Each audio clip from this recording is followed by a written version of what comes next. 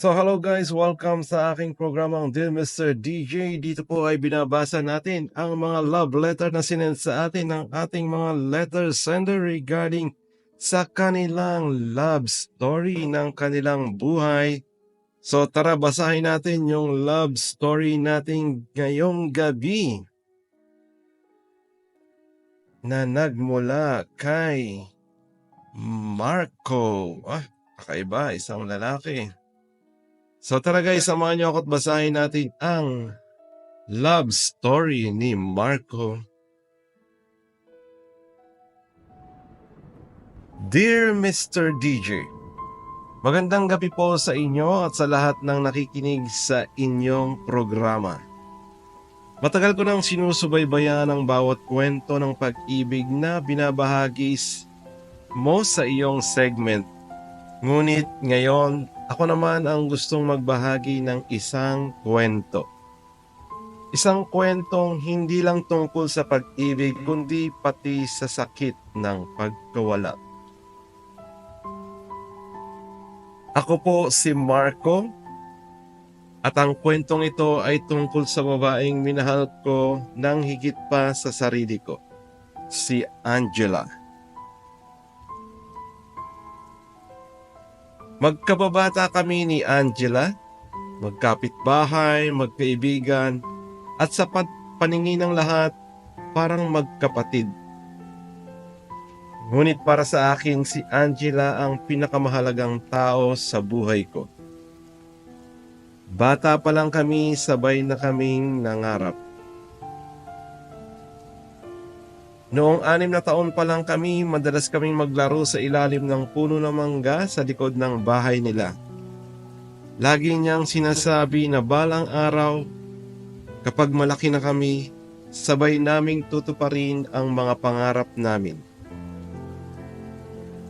Nung nasa elementarya kami, lagi siyang nakaupo sa tabi ko. Siya ang nag-aayos ng aking gusot-gusot na papel.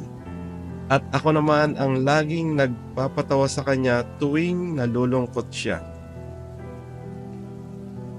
Hindi ko alam kung kailan nagsimula, pero dumating ang araw na hindi ko na lang siya basta kaibigan. Siya na ang gusto kong makasama habang buhay.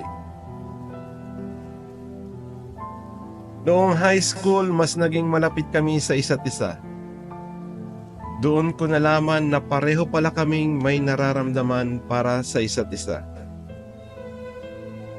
Ang una naming sayaw sa JS Prom ay parang isang panaginip na ayaw ko nang matapos. Doon ako unang umamin, Mr. DJ. At ang sabi ko, Angela, gusto kita. Hindi lang bilang kaibigan. Ngumiti siya at sa unang pagkakataon, hinawakan niya ang kamay ko ng mahigpit. At ang sabi, alam ko Marco, matagal ko nang hinihintay na sabihin mo yan. Mula noon, naging opisyal kaming magkasintahan.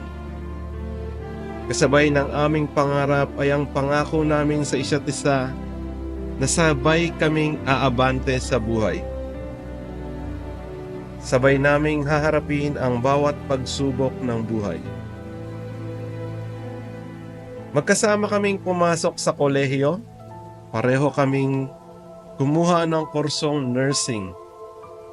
Sabi niya, gusto niyang maging nurse para makatulong sa mga nangangailangan at may sakit.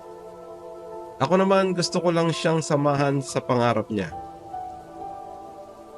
Pagkatapos ng kolehiyo, nagsimula na naming buuin ang aming pangarap. Naghanap kami ng trabaho, nag-ipon, at dahan-dahang tinutupad ang mga plano namin. Pinag-usapan na rin namin ang pagpapakasal. Sa isip ko, wala nang makakapigil sa amin. Kami ang para sa isa't isa. Pero may isang bagay na hindi ko inaasahan. Isang bagay na hindi ko kayang labanan.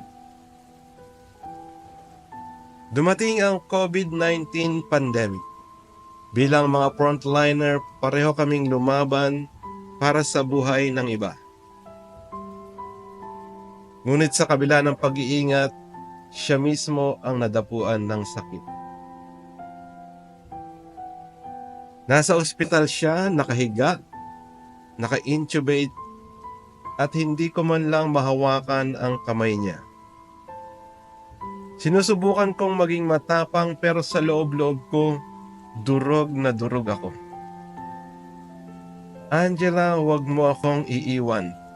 Bulong ko sa kanya habang nakatingin sa kanya mula sa kabilang panig ng salamin. Pinilit niyang ngumiti. Kahit hirap na siyang huminga. Sumulat siya sa isang maliit na papel. Mahal kita, Marco. Maghintay ka sa akin, ha? Pero hindi na siya bumalik. Dahil sa pandemya, hindi ko man lang siya nayakap sa huling pagkakataon. Hindi ako nakapagpaalam ng maayos. Isang araw kasama ko siyang nangangarap, kinabukasan, hindi ko na siya muling mayayakap. Isang araw hawak ko pa ang kamay niya, kinabukasan, wala na siya. Hanggang ngayon, hindi ko pa rin matanggap. May mga gabi pa rin akong umuupo sa ilalim ng punong mangga kung saan kami madalas maglaro noong bata pa kami. Doon ko siya laging naiisip.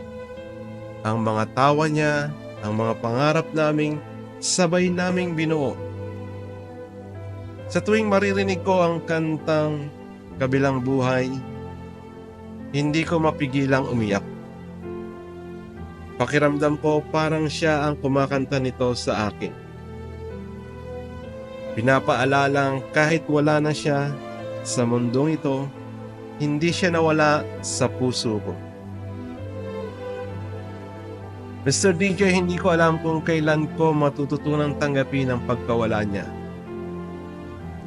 Pero kung may natutunan ako sa lahat ng ito, iyon ay ang huwag ipagpaliban ang pagkakataon na ipakita ang mahal natin kung gaano natin sila kamahal. Wala tayong kasiguraduhan sa bukas. Kaya habang nandyan pa sila, iparamdam natin ang pagmamahal natin sa kanila. Angela, kung naririnig mo ako, sana alam mong mahal na mahal kita. At kung darating ang araw na magkita tayong muli sa kabilang buhay, pangako, itutuloy natin ang pangarap nating magkasama. Maraming salamat Mr. DJ sa pagbibigay ng pagkakataon na may bahagi ko ang kwento ng aming pag-ibig. Sana ay magsilbing paalala ito sa lahat na ang tunay na pag-ibig ay hindi nagtatapos sa kamatayan. Dahil ang tunay na pagmamahal, hindi kailanman nawawala. Lubos na nagmamahal, Marco. So ayan guys, natunghayan natin ang napakagandang love story ni Marco at Angela. So tara't bigyan natin siya ng kaunting payo man lang mula kay Mr. DJ. So ang ginagawa ko po ay sinusulat ko na yung payo ko sa kanila. At kasi ito po ay pinapadala ko rin sa kanila or sinesend ko rin kung saan sila nag-send ng kanilang love letter. So dear Marco, maraming salamat sa pagbabahagi mo ng iyong kwento. Ramdam ko ang bigat ng iyong pinagdadaanan at ang lalim ng pagmamahal mo kay Angela. Isang bagay ang sigurado ako. Hindi ka nag-iisa sa sakit ng pagkawala.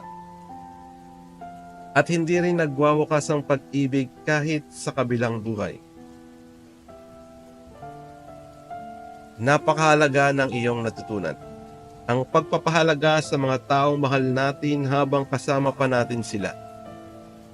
Sa bilis ng takbo ng buhay, madalas nating ipagpaliban ang simpleng mahal kita o ingat ka. Iniisip natin na may bukas pa para ipakita ang ating pagmamahal. Ngunit ang iyong kwento ay paalala na ang buhay ay hindi tiyak, kaya't bawat sandali ay mahalaga. Sa lahat na nakikinig sa atin ngayong gabi, alalahanin natin na hindi kailangang hintayin ng isang trahedya para ipakita ang pagmamahal natin sa isa't isa. Tawagan ang mahal mo. Yakapin ang pamilya mo at iparamdam sa kanila kung gaano sila kahalaga sa iyo. Marco, hindi madali ang proseso ng paghilom. Pero tandaan mo, hindi mo kailangang kalimutan si Angela para makamove on. Dalhin mo siya sa puso mo. Pagpatuloy mo ang buhay para sa kanya. At isabuhay ang pagmamahal na iniwan niya sa iyo. At balang araw, kung talagang nakatadhana, magkikita rin kayong muli sa kabilang buhay. Hanggang sa muli, ang iyong tagapayo, Mr. DJ. So guys, yan po ang ating love letter ngayong gabi. Yan. So, napaganda ng istorya ni Marco at sana po naibigan ninyo ang ating love story ngayong gabi.